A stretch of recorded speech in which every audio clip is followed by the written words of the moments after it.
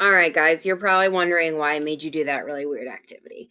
So basically, hopefully, everyone had different kinds of injuries. So, for example, when I did this with you guys in person, I told you what injury you would have on a piece of paper to pretend.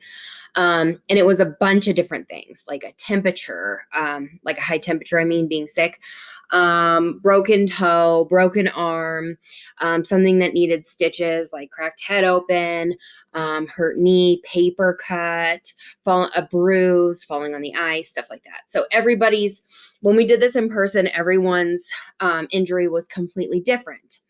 Now, the next thing I did was I went around to everyone and I gave everyone the same exact band-aid. That's why it's called a band-aid activity.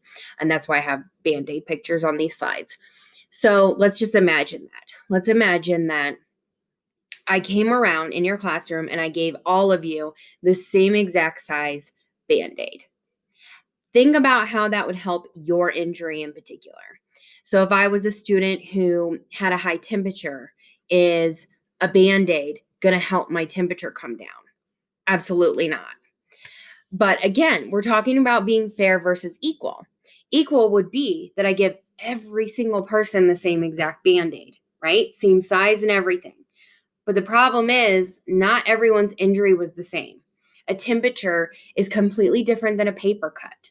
A band-aid, a regular size band-aid, would absolutely help a paper cut, but it's not going to do anything for an earache, a broken bone, a high temperature, so many different things. A cracked open head, a band-aid is just not going to do it.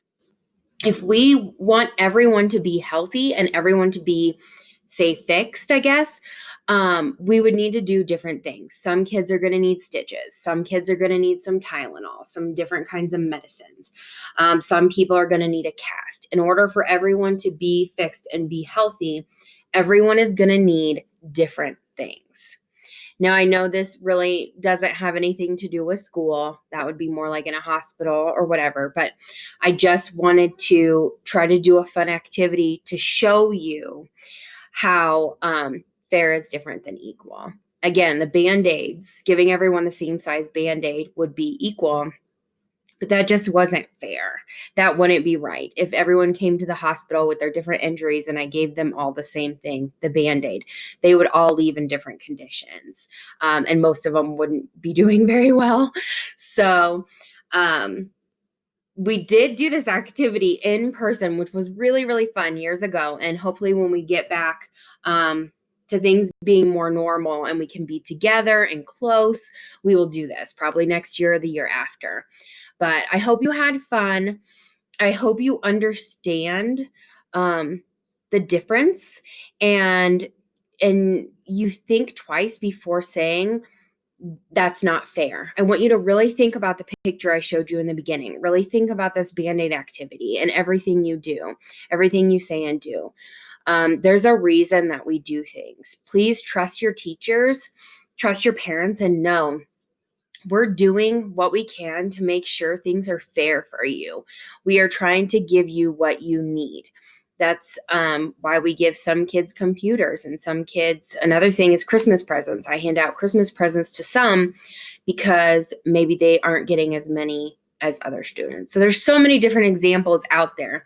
And if you want to talk about it as a class, now would be a good time to do that. Talk about different examples of things that you see in the real world that might not be equal but are fair. And then I have one last little video from YouTube, not of me, I'm sure you're sick of seeing me, but one little last video from YouTube I found that was kind of cool and that explained a really good example of some things that I see every day at South of that fairness and what you might see and get confused about. Maybe think teachers are treating people differently. So I'll leave you with that. And if you want to continue this discussion as a class, you can. But I hope you learned enough from this activity that I showed you as well. So thank you and enjoy this last video.